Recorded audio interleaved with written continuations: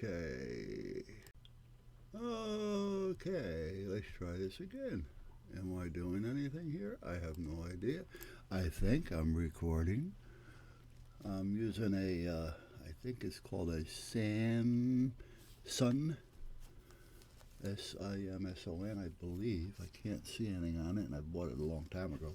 Anyway, it looks like a little uh, desktop type three-legged tripod, almost like an old Tokyo Rose, whatever. Anyhow, I recorded this video using the dash cam, the van cam, and the van cam, I keep it in the van because it's the only place that I can use it without turning the microphone off.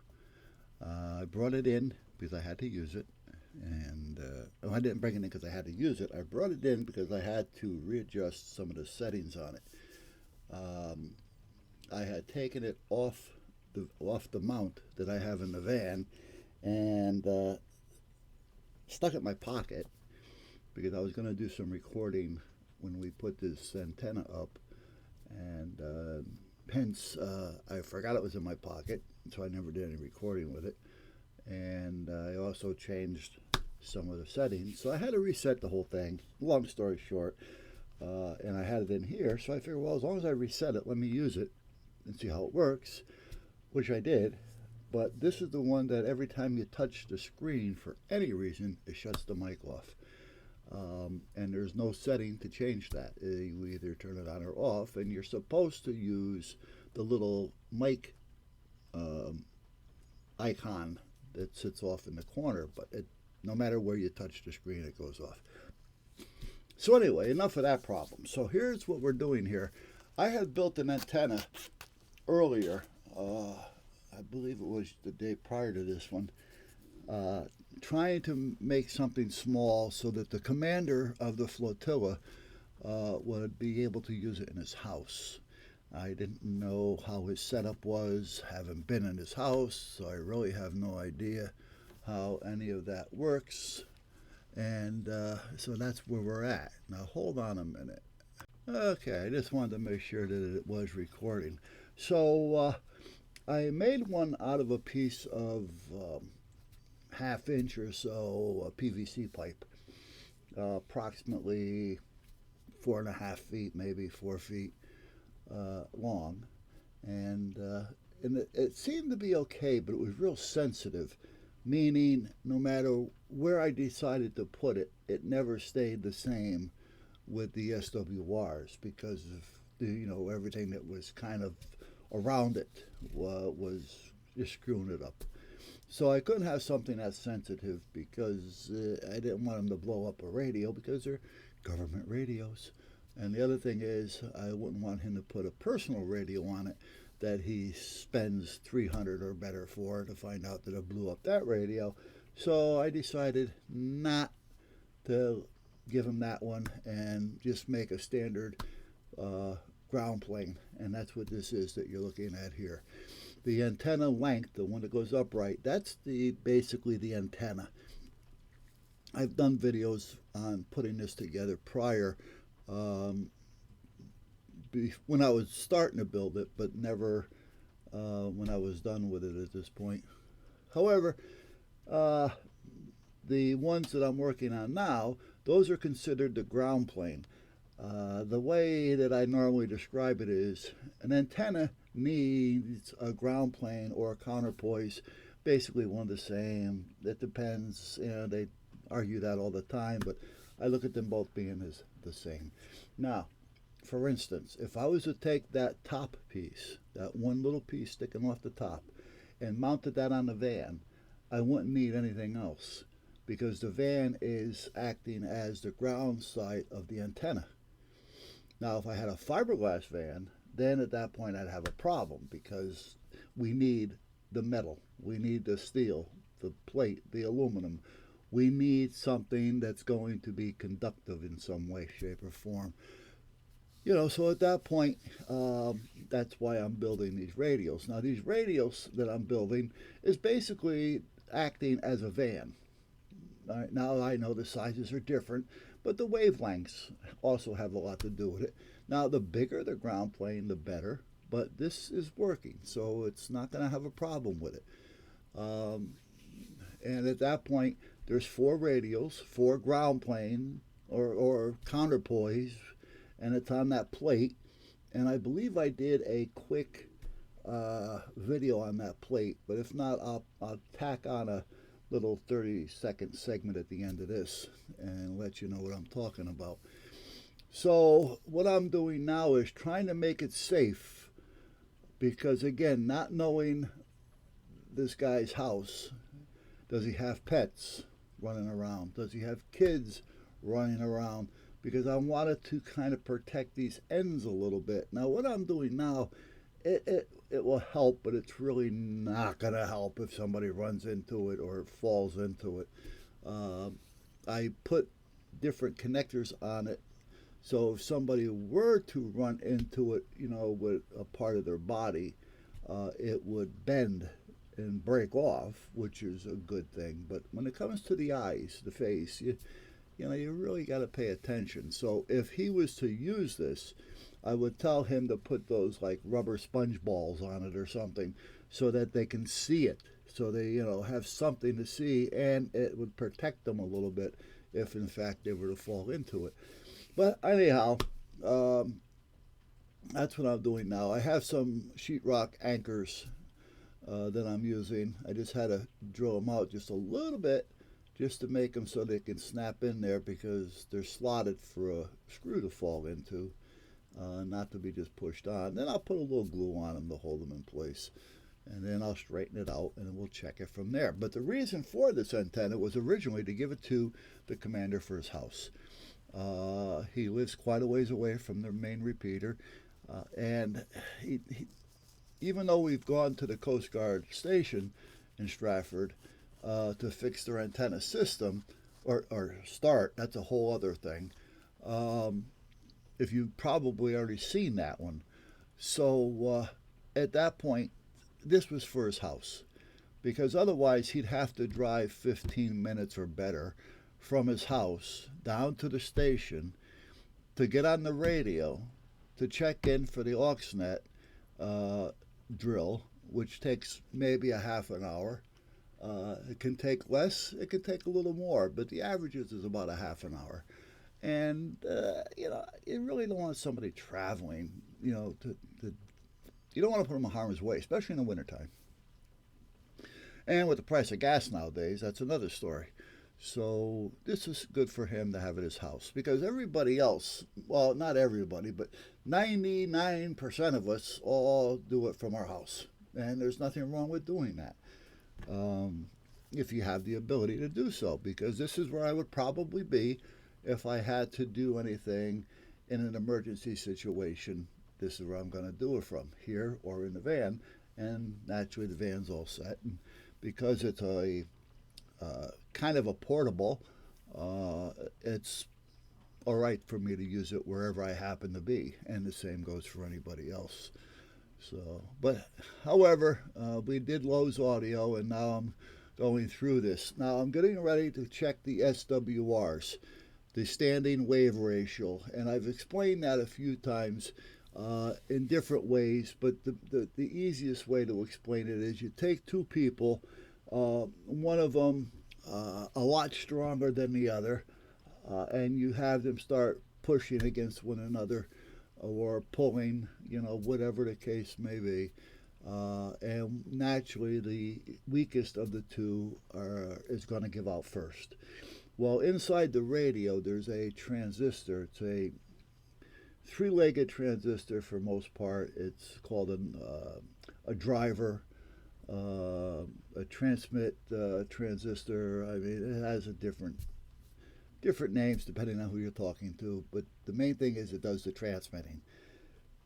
And that has to run on a good SWR. So if we look at that piece in the radio as the weakest link of these two people pushing against one another, and the antenna as the stronger one, well, as the radio, the weaker one is trying to push against the antenna, and if the antenna wasn't giving it any resistance, this transmit signal would just flow out the antenna and do what it has to do. If the antenna says, no, not going to happen, it starts to basically, it's like stopping the power from getting out or pushing it back, whatever you want to think of it as being. And it heats up that one, the weaker one, to where it's going to blow. Like the weaker person is going to give up, fall, pass out, whatever the case may be. And when that transistor pops, the radio is no longer going to transmit. So you want your SWRs as low as possible. And at that point, with low as possible, but you want it under 2. You like to see it under 1.1 to 8, 1.8, anywhere in that figure or lower, you're not going to have a problem. The higher, naturally, if you get long-winded, eventually it's going to put wear and tear on that part. Now, what we're looking at here, if you're looking at the green numbers on the right side and the purple one kind of below it, you would see that it said it's a 1 to 1.2, which is basically perfect. 1 to 1 is basically what it is.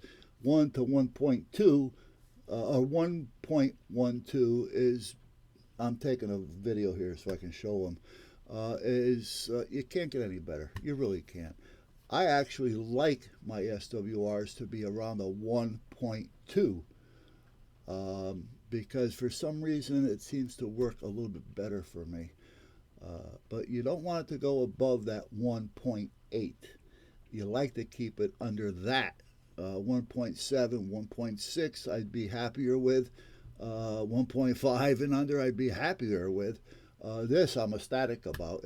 It's right there, so he shouldn't have a problem with this no matter where he puts it, as long as it's not touching anything. And that's kind of where we're at here. So we ended up actually using this antenna at the station because the antenna they had was broke. It was just a nightmare. We went up there to do one thing and we ended up doing 10 different things. So we kind of had to makeshift our way through. Now, just because we did all that makeshifting, jury rigging, doesn't mean that it's not going to work or last. This antenna is going to work and it's going to last. However, I did tell him that, the design on this antenna being 10 feet from the ocean with the wind and it being up, 25 or so feet off the ground, it may not last forever, and because it's made of steel, some of it is stainless and some is aluminum, some is brass, but regardless, eventually the weather's going to get to it. And those weak ends that I told you I put on there in case somebody bumps into it, it'll break. Well, eventually, if this gets ice built up on it, those pieces are going to start to weaken. So I had told them, if you're going to keep this up there, you got to put better ends on it so it's not going to break. That's where they attach to the mount. And you should spray it down with some type of a lacquer or a clear coat, something to protect it. As long as it's not metallic. You can paint it, you can do whatever you want with it, but you don't want anything that has metallic in it, metal flake in it, anything that's going to be conductive in any way, shape, or form. All right, so we're just about at the end here, so I'm going to cut it short right where we're at, and then I'm going to put that little in-between segment on there that I told you about, and we'll take it from there. Okay, let's see. Can I get you up over my head instead of over here on the side? I think I did. Oh, yeah, okay, that should do it. That should take care of something. I'm not positive, but we'll see. And if it doesn't, well, I guess I'll just have to do it again. Do it, and do it. Okay. Now, this here way I don't have to do it upside down. What I have when I made that antenna, I have 4 pieces of, I don't remember the size and thickness, but it's stainless rod. And then I have another piece that's like a brass. And these are stainless. Okay, then I took a plate. That's aluminum. We really don't need the difference. You know, this you don't need, because you know what? It doesn't make a difference as long as it's all conductive. These can be galvanized, these can be stainless, they can all be brass, bronze, you know, whatever, copper. This can be aluminum, stainless, piece of steel. Doesn't make a difference. So as long as we get it together here. Now let's look at this from the side.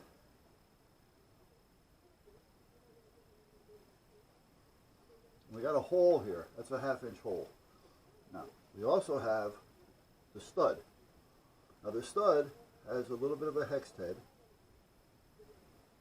on the bottom, so you can put a wrench on it. And then you have the threaded part, which is almost, well, it is. It's a, what they call an SO239 connection. And if you look inside the bottom of that, you have another connection that goes all the way up and comes out here, which is 3/8 24. This is threaded. Now, looking down on it, we're looking down at that little hexed head thing. Excuse the, what you call it. Then we have that stud coming up, which is this. This is all made of stainless, metal, whatever. But between this and this, there's an insulator in there that you really got to look to see. Because that is preventing this from touching this. So when this comes out from here, if we were to look at that behind the scenes, we'd have the top part, we'd have the bottom part, and we'd have the little insulator popped in there that you're not really seeing, and then we'd have the centerpiece, which is hollow down here, come up to that 3/8 24 thread up here. So when the PL259 connector goes in, which is something like this, this will go up into that, and the threads on this will thread onto that. So that's kind of how that works. So we got a ground there. Now with this 1/2 inch hole, we still have to prevent this 3/8 24 from touching any part of this. So that's what the washer is. A washer comes with this system. And the washer has a little 1/2 inch lip on it, so to speak. So that snaps into this hole, and then the washer goes here like this. So when we screw on the other piece, which is also hexed, because you got to be able to put a wrench on it, when you screw this on to that stud coming up here, it's not touching any of the metal parts anywhere around here. Now let me see. I may have a complete one back there. Sure. Let me see. Let me show you.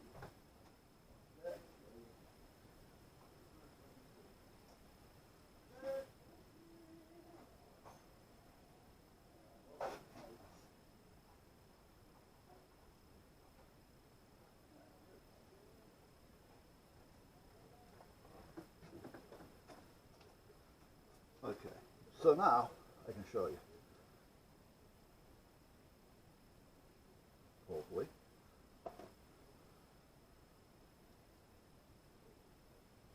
Okay, so when you buy a stud, this is what you're buying. This goes down on here like that. Now if you look down on there, you'll see that white piece down around between here and here. There's like a little white piece.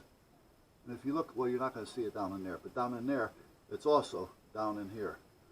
Now that does protect what it does. It isolates the centerpiece here, which is this. This and that are all connected inside. This is the hot, this is the ground, so therefore we can't have them connecting. So this is isolated by that piece in there. It could be white, it could be black, whatever. When you push this up into that 1/2 inch hole, this, which has that little lip on it right there, snaps into that hole. This goes into it like that. So now this can't jiggle around inside that hole and touch anything, because we can't have it touching this. This is hot. this can connect to it. This cannot. This stops that from happening. So this will come up from the bottom through the 1/2 inch hole. This will snap down on it and snap into that hole. If it doesn't snap into the hole, it's not the right size hole. And then this would screw on to the top of that, and then you would make this tight, but not but tight. And when this touches this, this now becomes ground, because this is ground. When the antenna screws into it, the tip of the antenna touches the inside, which is now this whole piece out here, which is the hot side. And the part that screws on is screwing onto this, which is now the ground, which is connected to that. I think that pretty well explains it. I may be missing or leaving something out, but that's kind of how it works. Now, once we have that, this is where you screw in whatever it is you want to screw in. Fiberglass antenna, you know, steel, but then you're going to have to get an adapter to adapt what size steel you want to the 23/24, so that can screw into there, you know. But anyway, that's basically this piece that you're getting, the stud mount. Now, they also have stud mounts with a wire and not this. So then you got to take the coax and take the shielded part and bring it off of here, and then take the center part and bring it there. Then the center part will attach to this again with a bolt instead of this, and then the shield will connect to wherever you're putting it to. But this is usually the best way to go. The other part is narrower, so if you're looking in a tight spot, the other piece will be easier. Because by the time you put the connector on down this, you have also added like another inch, inch and a half of depth. So, but this is the better way to go. So that's kind of where you're at. Then you take these 4 radials, and those attach to this. Okay, now we're putting the car together. And if these are the right length, you're not going to have too big of a problem. Now, they could be a little bit longer. I always recommend make them a little longer anyway. And when I say little, maybe an inch, you know, because you may have to trim them. Not these as much, but it doesn't hurt to make them a little bit longer. The center one, this one, the one that's coming up, you want that to be a little longer as well. So for instance, if it says quarter wave for the frequency that you're looking to put it in, let's just say mid-band of VHF, you're looking between 18 and 19 inches. So why not make it 19, 19 and a half? And then if it's too high, you just snip off like 1/8 of an inch or so. Check it again. Is it going up? Well, if it's going up, that means we need a longer piece. If it's going down, that means we can start nibbling off about 1/8 of an inch at a time. And check it between each one. Recalibrate it, redo it. And then you'll get it down. Once you start getting down to that 1.5 area, you may want to just leave it alone after that, because sometimes that little extra step that you take off will make the SWRs go bingo, and now you got to start over with another piece. So, and basically that's it. So now the antenna is basically kind of transmitting off of this homemade vehicle we just stuck up here. You follow me? So that's kind of how that all works. That's how it kind of comes together. And you can do that with anything. That's what they call a quarter wave.